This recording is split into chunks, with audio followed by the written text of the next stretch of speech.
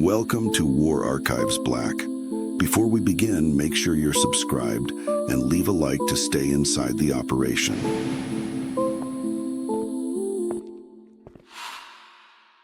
The Calm Voice, How America Learned to Trust the Broadcast. A War Archives Black narration script. On the evening of March 12, 1933, something changed in America. It wasn't loud. It wasn't violent. It was a voice coming through wooden boxes in living rooms across the nation, speaking softly, almost intimately, as if the man on the other end knew you personally. Franklin Delano Roosevelt sat in the White House, his hands resting on a stack of papers, and he began to speak. But this was not a speech. This was something else entirely. This was the birth of the voice that America would learn to trust more than their own thoughts. They called them fireside chats, though there was no fire and most listeners sat alone. The name itself was propaganda, a manufactured warmth designed to make millions feel like they were sitting beside a friend. And it worked. In the depths of the Great Depression, when banks were collapsing and families were losing everything, Roosevelt's voice became the only steady thing in a world that had lost its anchor. He spoke slowly, clearly, with pauses that felt natural, comforting. He explained banking in terms anyone could understand. He promised security without shouting, strength without anger. And for the first time in modern history, an entire nation stopped to listen to one man, not because they had to, but because his voice made them want to. But this was not an accident. Behind Roosevelt's words was a calculated effort, a deliberate construction of tone, pacing, and delivery that had been studied, refined, and weaponized. The calm voice was not born from sincerity, it was engineered from necessity. And once it proved effective, it became a template, a model for every leader, every broadcaster, every voice of authority that would follow. What began as a tool to stabilize a collapsing economy became something far more dangerous. A method of control so subtle that those who heard it never questioned where the message ended and their own beliefs began. In the years before Roosevelt, American presidents were distant figures. They gave speeches from podiums, formal and removed, their voices echoing through crowded halls or printed in newspapers the next day. There was no intimacy, no immediacy. William McKinley spoke to crowds. Theodore Roosevelt shouted his convictions. Woodrow Wilson lectured like a professor. But Roosevelt, Franklin Roosevelt, understood something they did not. He understood that the human voice, when delivered correctly, could bypass reason entirely and speak directly to emotion.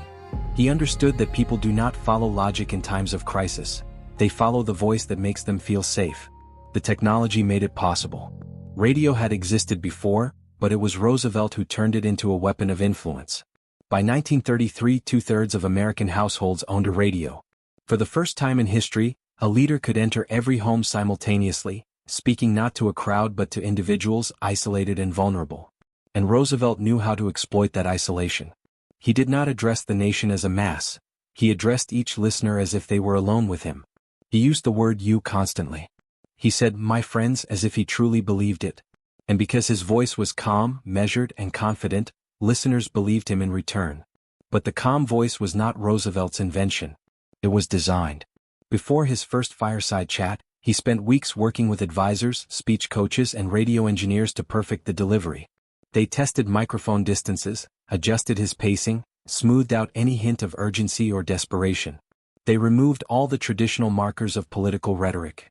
The rising crescendos, the dramatic pauses, the emphatic gestures that meant nothing over the airwaves. Instead, they built something new, a voice that sounded like it had no agenda, no manipulation, no performance. A voice that simply was. And the public had no defense against it. They had never heard anything like it before.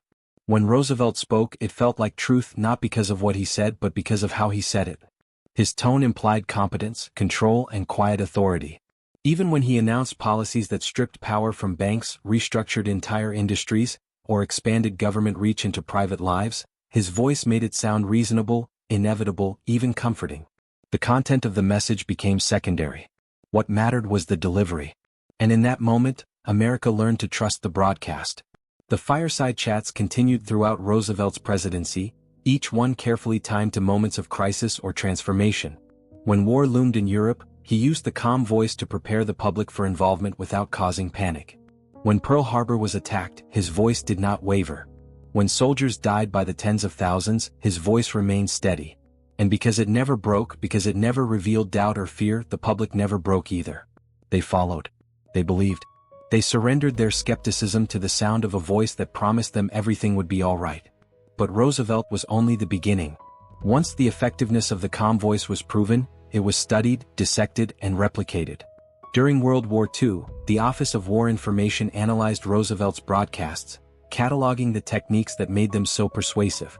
They measured his speaking pace, approximately 120 words per minute, slower than normal conversation, which allowed listeners to absorb every word without feeling rushed.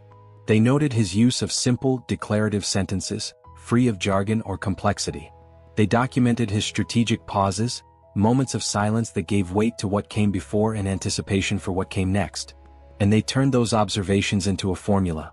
By 1942, every government broadcast followed the same model. War updates were delivered in calm, measured tones, even when the news was catastrophic. Rationing announcements sounded reasonable, even generous. Propaganda films featured narrators whose voices were smooth, reassuring, and impossible to distrust. The calm voice became the voice of authority, and authority became synonymous with truth. If the tone was right, the content didn't matter. If the voice was steady, the listener would follow. And the military took notice. Psychological warfare units began training operatives in vocal manipulation, teaching them how to control pitch, pacing, and emotional resonance to influence enemy morale. In prisoner-of-war camps, American interrogators used soft-spoken questioning techniques, their voices calm and almost friendly, to extract confessions without physical coercion. The subjects often didn't realize they were being manipulated. The absence of aggression made them feel safe, and safety made them talk. The calm voice had become a tool of extraction, a weapon that required no force because it didn't feel like a weapon at all. After the war, the technique spread beyond government. Advertisers, recognizing the power of vocal trust, began hiring announcers trained in the same methods. Radio commercials featured smooth, reassuring voices that made even the most mundane products sound essential. The tone implied reliability, quality, competence. And it worked. Sales soared. Brands that used the calm voice in their advertising became household names, not because their products were superior, but because their message was delivered in a way that bypassed skepticism entirely. Television amplified the effect.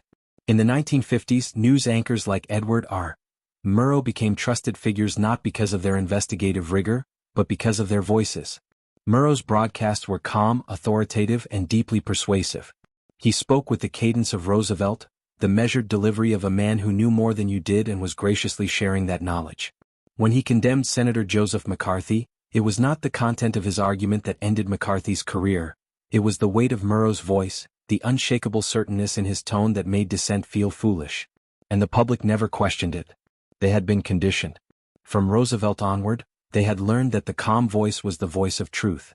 It was the voice of leaders during crisis, the voice of announcers during commercials, the voice of teachers, doctors, and experts. It was everywhere, and because it was everywhere, it became invisible. People stopped noticing the delivery and focused only on the content, unaware that the delivery was doing most of the work. By the 1960s, the calm voice had become standardized. Broadcasting schools taught it as a fundamental skill. Aspiring journalists practiced lowering their pitch, slowing their pace, and eliminating any trace of emotional variability. The goal was to sound neutral, objective, trustworthy. But neutrality is a performance. Objectivity is a construct. And trust is not given, it is manufactured. Every newscaster, every anchor, every voice of authority was using the same techniques Roosevelt had pioneered decades earlier. And audiences, now fully conditioned, accepted it without question. The Vietnam War tested the limits of the calm voice. As the conflict dragged on and public opinion soured, government broadcasts struggled to maintain the illusion of control. Walter Cronkite, the most trusted man in America, delivered nightly news reports in his signature calm tone, even as the footage behind him showed villages burning and soldiers dying. For years the calm voice held. But in 1968, after returning from Vietnam, Cronkite broke the formula. He editorialized. He expressed doubt. And when he did, his voice remained calm, measured, and authoritative. Because of that, his skepticism carried more weight than any protest, any demonstration, any political argument. The calm voice, turned against the war, helped end it. But the lesson was not lost on those in power.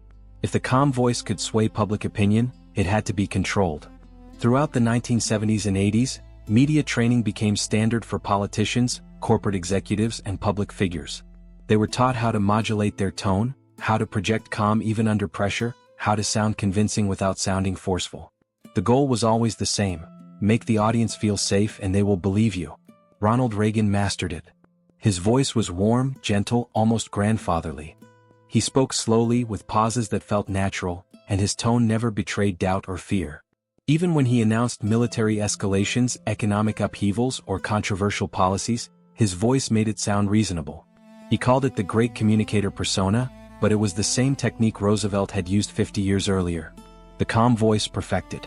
And as media evolved, the calm voice adapted.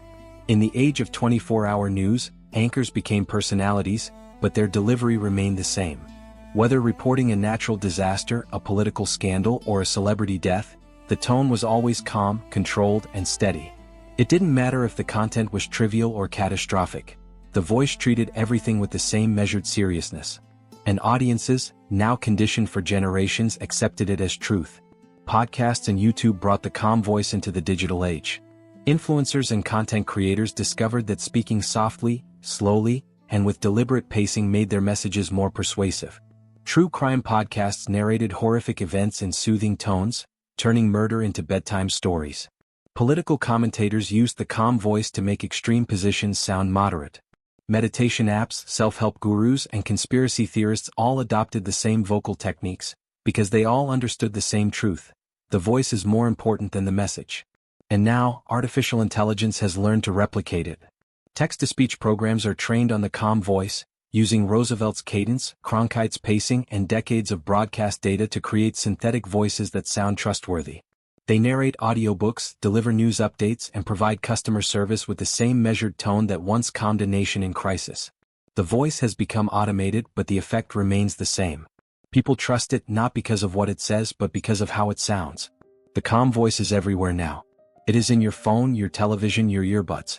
It is the voice of authority, of expertise, of comfort. It tells you what to buy, what to believe, what to fear. And because it sounds calm, because it sounds reasonable, you listen. You trust. You obey. And you never stop to ask why. Because the calm voice was never about communication. It was about control. It was about learning that if you speak softly enough, slowly enough, with just enough confidence, people will follow you anywhere. They will believe anything. They will surrender their skepticism, their doubt, their ability to question, all because your voice made them feel safe. Roosevelt understood this in 1933. The military understood it in 1942. Advertisers understood it in 1950. Politicians understood it in 1980. And now, everyone understands it. The calm voice is not a style. It is a system. It is the invisible hand that guides thought without force, that shapes belief without argument, that controls behavior without violence. It is the most effective form of propaganda ever developed, because it does not feel like propaganda at all. And you have been listening to it your entire life. Every news anchor, every teacher, every voice of authority you have ever trusted used the same techniques. They learned how to sound calm, how to sound confident, how to sound like they knew more than you. And because they sounded that way, you believed them. You followed them. You let their voice replace your own internal judgment. That is the power of the calm voice. It does not command, it suggests. It does not demand, it reassures. And because it feels like safety, because it feels like truth, it is the most dangerous weapon ever created. A weapon without a blade, without a bullet, without a bomb. A weapon made of sound, of tone, of carefully measured pauses and deliberate pacing. A weapon that enters your home, your mind, your thoughts, and you welcome it. Because it sounds like a friend. But it was never a friend. It was always a tool. A tool designed to make you trust, to make you follow, to make you obey. And it worked. It still works. Will always work. Because the human mind is wired to seek safety in times of uncertainty, and the calm voice offers that safety. It offers the illusion of control, of competence, of someone who knows what they are doing. And when you hear that voice, you stop questioning. You stop doubting. You stop thinking. And that was always the goal. Not to inform but to pacify. Not to educate but to condition. Not to communicate but to control. The calm voice is not about truth. It never was. It is about making you believe that the voice is the truth. And once you believe that, once the voice becomes indistinguishable from reality, you have lost the ability to think for yourself. Roosevelt spoke to a nation in crisis and gave them hope. But he also gave them something else. He gave them a template for obedience. He showed the world that if you control the tone, you control the message. And if you control the message, you control the mind. Every broadcast since then has been a refinement of that original insight. Every anchor, every politician, every voice of authority has learned the same lesson. Speak calmly and they will trust you. Speak slowly and they will believe you. Speak with confidence and they will follow you. And they do. Every single time. Because the calm voice is not just a voice. It is a promise. A promise that someone is in control, that everything will be alright, that you do not need to be afraid. And in a world of chaos, uncertainty, and fear, that promise is irresistible. So you listen. You trust. You obey. And the voice, calm and steady, guides you wherever it wants you to go. This is the invisible war. Not fought with weapons but with words. Not waged on battlefields but in living rooms. Not won with violence but with trust. And the calm voice is its most powerful weapon. Because it does not feel like a weapon at all. Feels like safety. Feels like truth. Feels like a friend. And by the time you realize it was none of those things, it is already too late. The voice is inside you. It has become your own. And you no longer know where its thoughts end and yours begin. Roosevelt knew this. Cronkite knew this. Reagan knew this. And now you know it too. But knowing does not make you immune. Because even now, as you read these words, you are searching for the calm voice. You want to be reassured. You want to be told that everything makes sense, that there is a reason, that someone understands. And if the right voice spoke to you now, calm and steady and confident, you would believe it. You would trust it. You would follow it. Because that is what the calm voice does. It does not argue. It does not persuade. It simply is. And in its presence, all resistance fades. All doubt dissolves. All questions become irrelevant. There is only the voice, and the voice is always right. Not because of what it says, but because of how it sounds. And that is the final terrifying truth. The message does not matter. It never did. Only the voice matters. And the voice, calm and eternal, will always be trusted. This is how America learned to trust the broadcast. Not through evidence, not through reason, not through truth. But through tone. Through pacing. Through the deliberate construction of a voice that sounded like it could never lie. And once that trust was established, it was never questioned again. The calm voice became the voice of reality itself. And reality from that moment forward was whatever the voice said it was. The archive closes here. But the voice does not. It continues in every broadcast, every announcement, every message you hear. It continues in your phone, your computer, your television.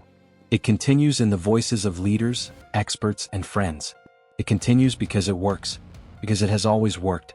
Because the human need for safety, for reassurance, for someone who sounds like they know the truth, is stronger than any logic, any skepticism, any defense.